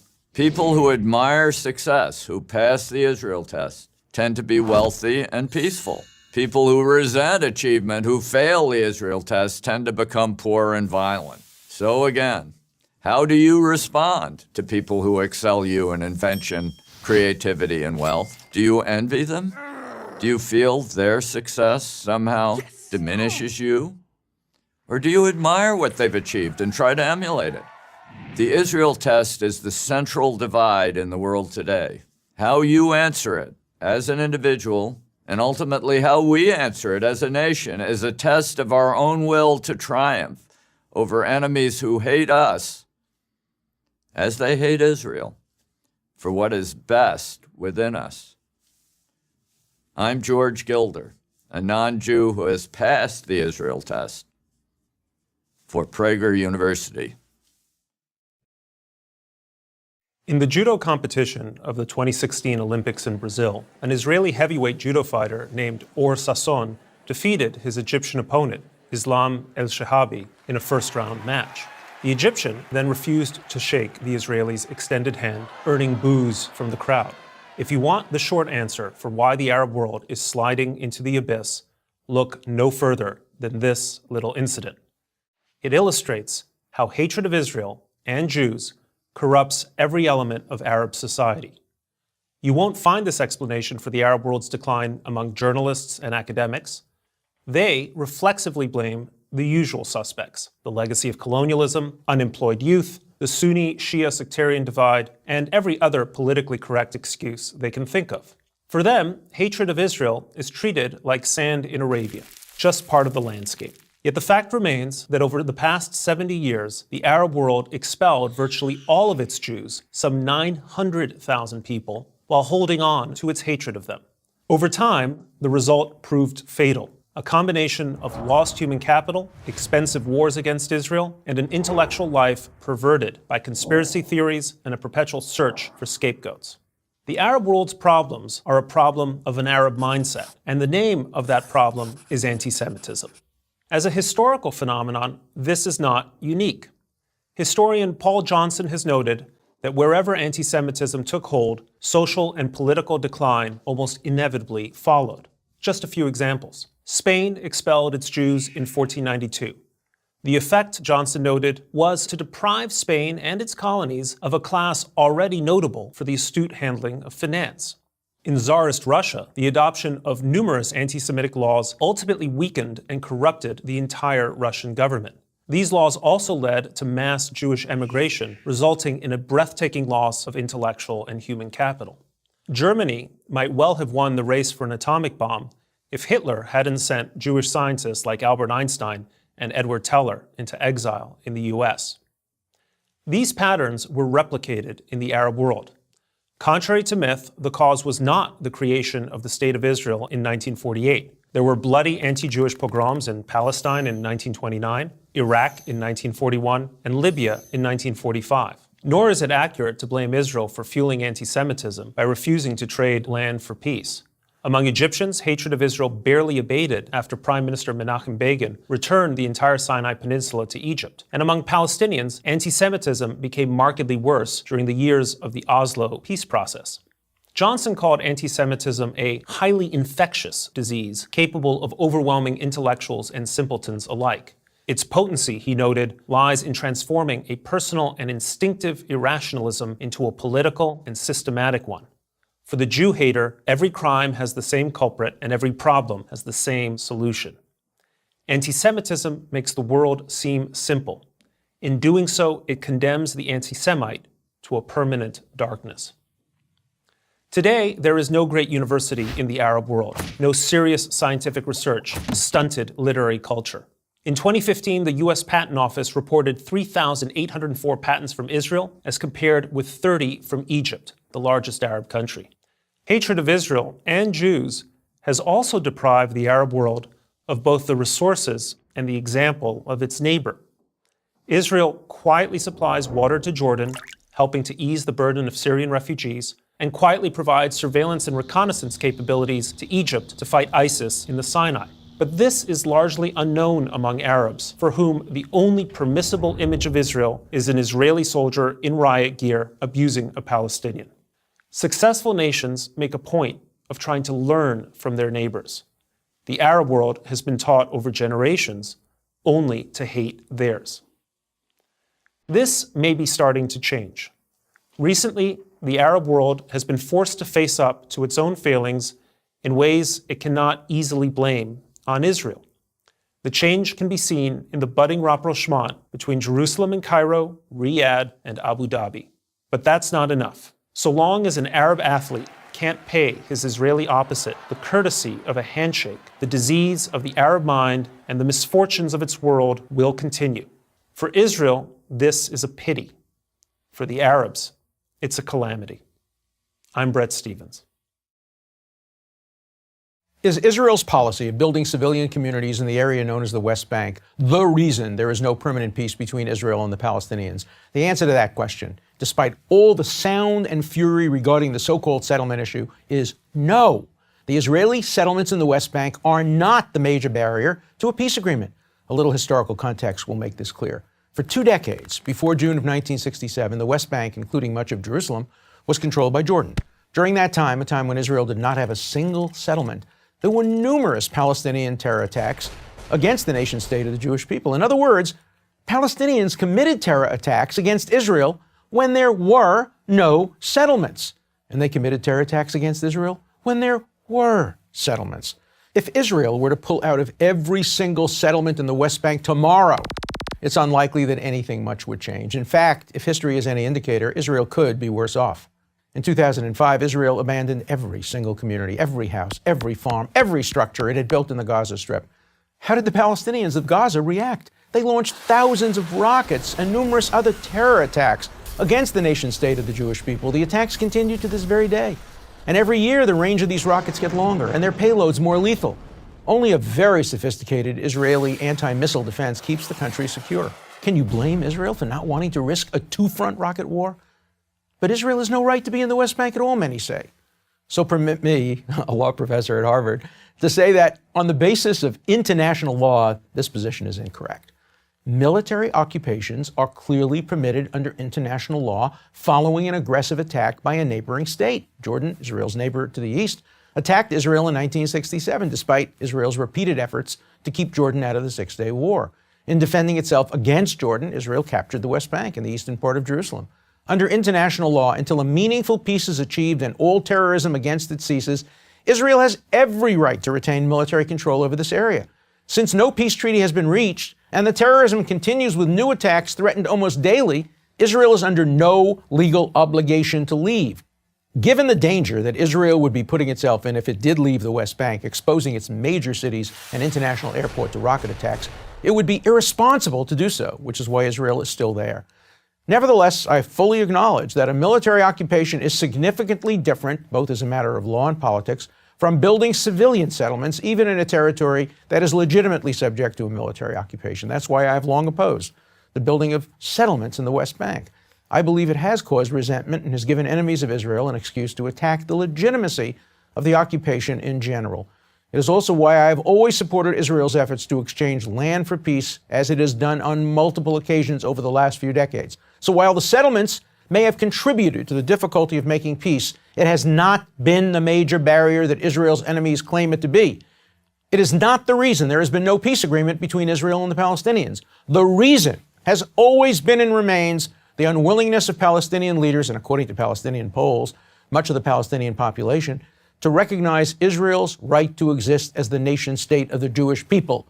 Until and unless the Palestinian leadership and the Palestinian people acknowledge that the state of Israel has the right to be free from military assault, from terrorism, from rocket attacks, and from diplomatic warfare, there will be no resolution to the Middle East dispute. If these conditions, which must be the basis of any two-state solution, meaning a nation-state for the Jewish people and a Palestinian state, are met, the occupation will end, the settlement issue will be resolved, and the blessings of a mutual peace will finally be achieved. I'm Alan Dershowitz, professor of law at Harvard University for Prager University. Why would someone who lives in Ecuador, that's me, be preoccupied with Israel? The countries are separated by 2 continents and an ocean. Nothing that happens in Tel Aviv has much, if any, effect on what happens to me in Cuenca. Except for this. I always want to know the truth about things. And I hate lies. And there are more lies told about Israel than about any place in the world. I have come to realize that if you believe lies about Israel, you will believe lies about almost anything. And if you know the truth about Israel, you're likely to think straight about most things. In other words, Israel is a kind of truth test. Fail this test and you've fallen into a fantasy world of untruth, a funhouse mirror of the real world. That's a pretty bold statement, I know, but I stand by it, and I'm not even Jewish. In fact, only about 1,000 Jews live in the entire country of Ecuador. So, how did Israel even get on my radar, you might ask? That's easy. Israel is very hard to ignore, no matter where you live. Did you ever meet someone who didn't have an opinion about the Jewish state? So, sometime during my high school years, Israel got my attention, and I started to do some research. At first I thought, wow, this is a complex issue. Was Israel the victim or the aggressor in the Middle East? Did it oppress its minority population, or was it a bastion of civil rights? Was it a colonizer of Palestinian land, or did it have legitimate claim to that land? Why did the United Nations pass resolution after resolution condemning Israel, but say nothing about Syria or North Korea? Why did Israel's neighbors pledge themselves to its utter destruction? All this attention focused on a country you have to squint to see on a globe. A country 1/10 the size of my own and with 1/2 the population. It was all very confusing, so I pushed on. And the more research I did, the clearer the picture became. Israel has free speech, a free press, and independent courts. It has open and fair elections. Its neighbors don't. Women have full rights and are active in every profession, including the military. That's not true of any of its neighbors. Neither is this. Tel Aviv hosts one of the largest gay pride parades in the world, and the only one in the Middle East. 1/5 of Israel's citizens are Arab Muslims. In fact, they have their own political party. The holy sites of all religions are fully protected within its borders. Can't say that about its neighbors. More research led to even more revelations. Israel has repeatedly offered the Palestinians their own state, and every time, those efforts were rejected. Why? For one simple reason. The Palestinians have never accepted Israel's right to exist as a Jewish state. And the wall Israel built to separate themselves from the Palestinians, the wall most of the world condemns, the only reason the Israelis built it was to stop waves of suicide bombings. It worked. The bombings stopped. This stuff isn't hard to find out, nor was it hard to find out, despite the lack of Western media coverage, how many Syrians fled to Israel during the Syrian civil war to have their injuries treated and lives saved in Israeli hospitals. And then I realized that Israel is like a North Star of truth, a way to set your moral compass. If you can't locate this star, you're guaranteed to get lost in a sea of lies. How many rockets does Hamas have to launch? How many times does Iran have to threaten to blow Israel off the face of the earth before this becomes clear to you? Yes, life is complicated. As young as I am, I know that. There are shades of gray, but some things are pretty close to black and white. They just are. Why anyone who values freedom and democracy wouldn't wish Israel well, wouldn't be willing to take its side when it's threatened? I find hard to understand. I guess not everyone is interested in truth. Well, I am, which is why Israel means so much to me, even in Ecuador. I'm Sebastián Ceballos for Prager University. Is the world going into a water crisis? It certainly seems that way. The U.S. government predicts that by 2025, 60% of the world's landmass and 40 of our 50 U.S. states will experience water shortages, some of them extreme. The U.S. intelligence community sees worldwide water shortages as a major national security risk. Water scarcity helped trigger the Syrian civil war and has been a key reason why Africans have migrated in large numbers to Europe. More of this can be expected. But there is cause for optimism, and it comes from a very unlikely place, a country in the middle of a desert. That country is Israel. Compelled by necessity and powered by remarkable technological innovations, Israel has become the world's water superpower.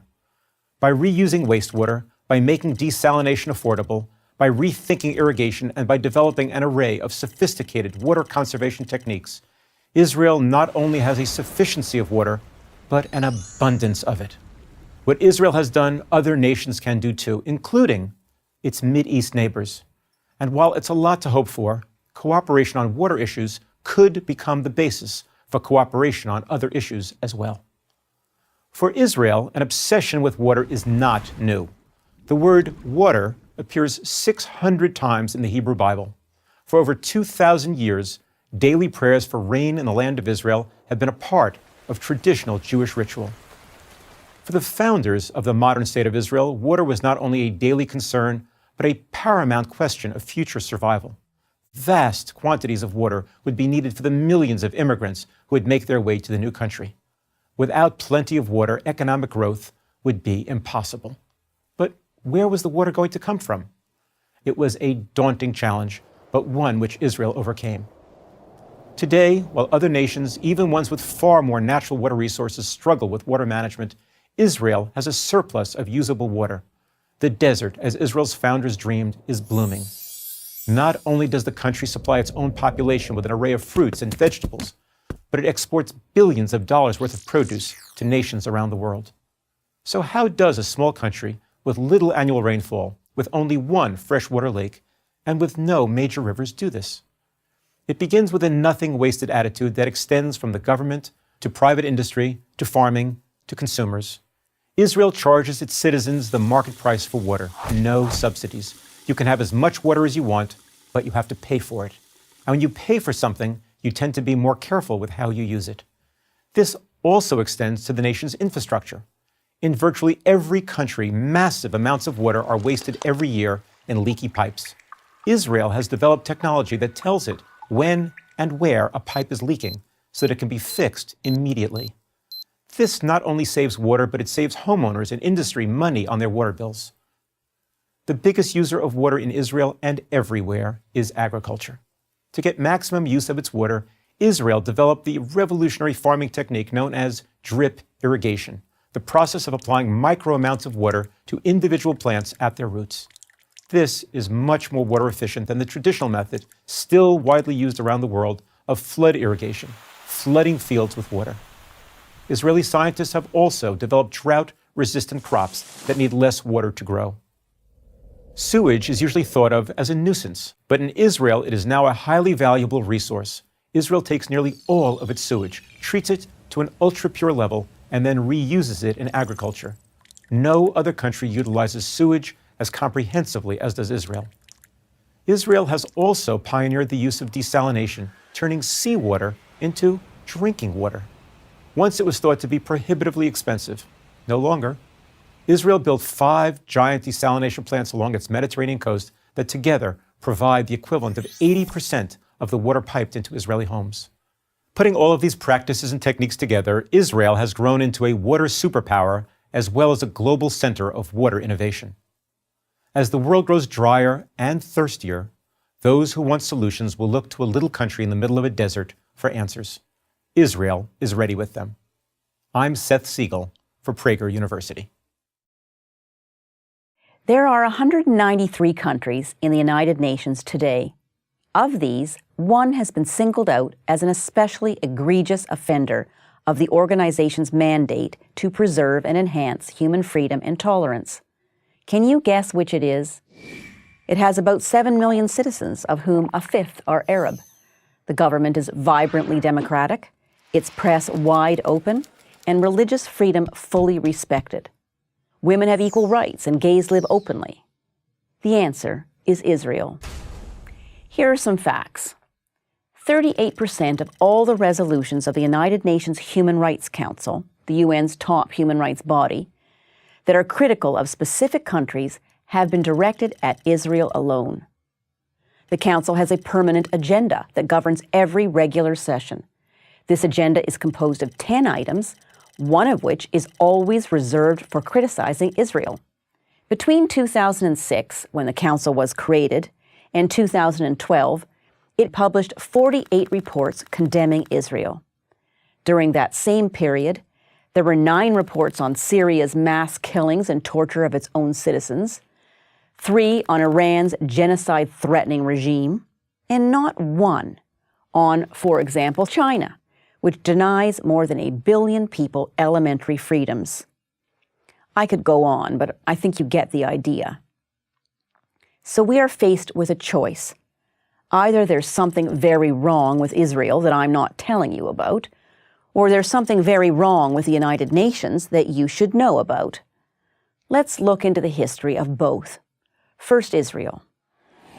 Ever since its establishment, voted for by the United Nations, by the way, in 1948, Israel has had to fight its neighbors solely in order to survive. It has endured innumerable acts of terrorism, the most intense from 2000 to 2005, the so-called Second Intifada, in which children and other innocents were blown up in places like pizza parlors and buses and at weddings. It still suffers from rocket attacks against civilians from the Gaza Strip, which is controlled by a terror group, Hamas, whose stated reason for existence is to destroy Israel. Israel has developed a strong military, and a web of security fences and walls to protect itself. Do these security measures cause hardships to people who must deal with this network? Yes, they do. Israel would like nothing better than to tear all these fences and walls down. But bitter experience informs it as to what would happen if it did. Is Israel a perfect country? Of course not. But it is one of the freest and most open societies in the world. That's Israel's history. Here's the UN's. In 1949, when the UN admitted Israel as a member state, the UN had 58 member countries and a clear democratic and pro-Western orientation. Today, the UN has 193 member countries, most of which are not even free. Among its many negative changes, the UN changed the principle of self-determination from a post-World War II, post-Holocaust human rights principle to a tool to wield against the West, especially against Israel. This reached its fullest expression at the notorious Durban Conference, held in South Africa in 2001. The Durban Conference was billed as a UN World Conference against racism and intolerance, but it turned into an orgy of anti-Israel and anti-Jew propaganda.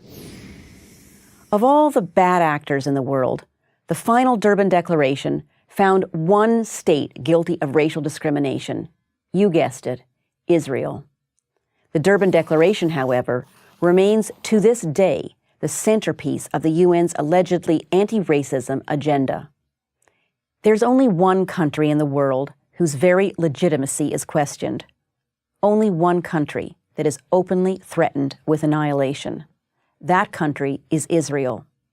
And what has the United Nations done about it? Worse than nothing. It has itself become a global platform for anti-Semitism and the destruction of the Jewish state. I'm Ann Bayevsky, director of the Turo Human Rights Institute for Prager University. Visit Israel, and you'll be startled by how many colors you'll see. I don't mean the colors of the buildings or landscape. I mean the colors of the people. Black, white, olive, brown, and everything in between. Israel is a true United Nations. That's because Israel is a nation of refugees from everywhere. And more than half of them are from, are you ready? Arab countries. Over 850,000 Jews were expelled or fled from the Middle East and North Africa following the Arab countries' attack on Israel when it gained its independence in 1948. For over 2,000 years, these Jews had lived in the Arab countries of Morocco, Algeria, Tunisia, Libya, Egypt, Yemen, Syria, Lebanon, and Iraq, and in the Muslim but non-Arab countries such as Turkey and Iran. Today, they form over half of Israel's Jewish population. Many of these Jews from Middle Eastern lands look, well, just like other people from Middle Eastern lands, of darker complexion with dark hair. Other Jews migrated from North Africa. So why is their story so unfamiliar to most people? The most important reason is that they didn't remain refugees for long. But refugees they most certainly were. The vast majority forced to leave their homes, possessions, and businesses behind. In other words, they came to Israel with nothing. Some 650,000 of the Jews forced to flee North Africa and the Middle East became citizens of Israel. The other 200,000 fled to the United States and other Western countries. To give you an idea of how few Jews remain in Arab countries, consider these numbers. There were 150,000 Jews in Iraq in 1948. Today, there are less than 10. There were 140,000 Jews in Algeria. Today, there are less than 50. There were 75,000 Jews in Egypt. Today, less than 20. The pattern is the same across North Africa and the Middle East. Now contrast these forgotten Jewish refugees with the most celebrated refugees in the world, the Palestinians. How is it that the Jewish refugees are not even an afterthought, but the Palestinians are the longest lasting, most lavishly supported refugee population in the history of the world?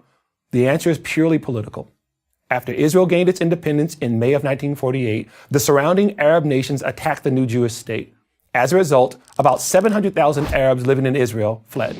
Many left because of the war, and many did because they were told by Arab leaders to leave the Jewish areas. The idea was that they would return once the Jews and their state had been destroyed.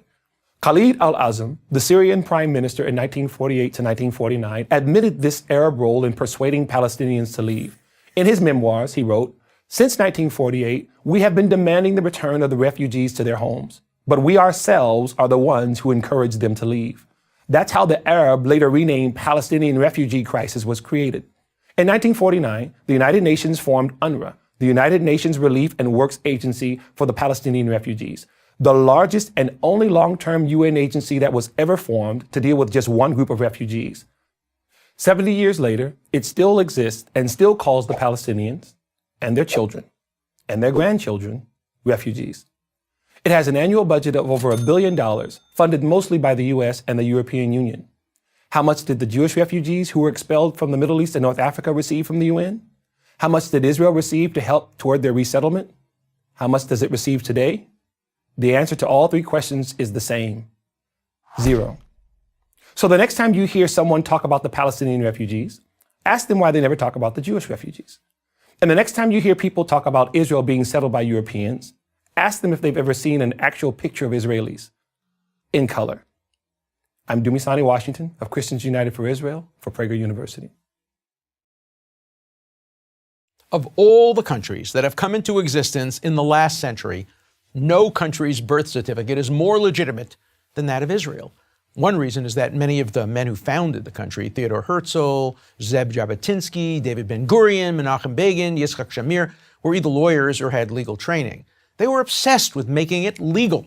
Unlike almost every other country, lawyers, not generals, were the midwives of Israel's birth, or more accurately, rebirth, since it had existed as an independent country twice before in history. Step by legal step, Israel moved legally toward nationhood, from the Balfour Declaration in 1917, to the San Remo Agreement in 1920, to the League of Nations Resolution in 1922, to the Anglo-American Convention on Palestine in 1924, to the partition of land ordained by the United Nations in 1947, into a nation-state for the Jewish people and an Arab state. Yet immediately upon its lawful establishment in 1948 as the nation-state of the Jewish people, Israel was illegally attacked by all the surrounding Arab states, as well as by elements of the local Arab population. In defending its right to exist during that war, Israel lost 1% of its population, including many civilians and Holocaust survivors. It also lost some of the land assigned to it by the United Nations. It captured other land from the aggressors that was originally assigned to the Arab state. The end result of that war against Israel was an armistice line that prevailed until 1967, when Israel was once again attacked by Jordan during Israel's war with Egypt and Syria. Between 1948 and 1967, despite the armistice, Arab terrorists continued to infiltrate Israeli borders and to injure and kill Israeli citizens. That was part of an official policy by the surrounding governments and by leaders of local Palestinian groups. All of it was in violation, obvious violation of international law. Following the establishment of Israel, a transfer of populations occurred. Several 100,000 Arabs who fled from Israel during the War of Independence were not allowed to return. Some had chosen to leave, assured by their Arab leaders that the fledgling country would not last a week. Others were forced to leave. At that time, approximately the same number of Jews were forced to leave Arab countries, another violation of international law, where they had lived for thousands of years. The difference was that Arab countries kept the Arabs who left Israel in refugee camps, where many of them still live more than half a century after leaving Israel. And Israel, on the other hand, fully integrated all the Jewish refugees from Arab countries into Israeli society, where many of their descendants now serve in the highest positions of Israeli life. Israel's establishment as the nation-state of the Jewish people by entirely lawful means is quite remarkable for several reasons. First, there is no country in the world that is as surrounded by hostile enemies as is Israel. It's been that way since 1948. Yet Israel sought the way of the pen rather than of the sword. It has needed the sword to survive, but its preference has always been for the pen. That is, for peaceful negotiations. Its peace treaty with Egypt in 1978, its peaceful abandonment of Gaza in 2005, and its many attempts to reach a peace agreement with the Palestinians are examples. Yet despite its entirely lawful origins, Israel is the only country in the world today whose origins, and therefore its very legitimacy, have been questioned by the General Assembly of the United Nations, by numerous member nations, and by many organizations that claim the mantle of human rights and the rule of law. Ironically, current attacks on Israel's legitimacy have taken the form of lawfare, the use of international law as a weapon. Any fair tribunal that judged Israel by universal standards would reject such attacks out of hand. But alas, international courts like the UN itself have been packed by those bitterly antagonistic to the nation-state of the Jewish people. For example, the misnamed International Court of Justice refuses to acknowledge that Israel, a country that deals with terror attacks and the threats of terror attacks on a regular basis, has any special security needs. As I've demonstrated, this phenomenon questioning the very right of Israel to exist as the nation state of the Jewish people cannot be explained on legal grounds or on any other rational basis for that matter. So then, how can this worldwide attack on Israel alone be explained? In only one way. It is pure bigotry. And there's a word for this bigotry: anti-Semitism. If you have a better explanation for why the one country in the world whose right to exist is denied is also the one country that is the nation state of the Jewish people, I ask you, what is it? I'm Alan Dershowitz, professor of law at Harvard University for Prager University.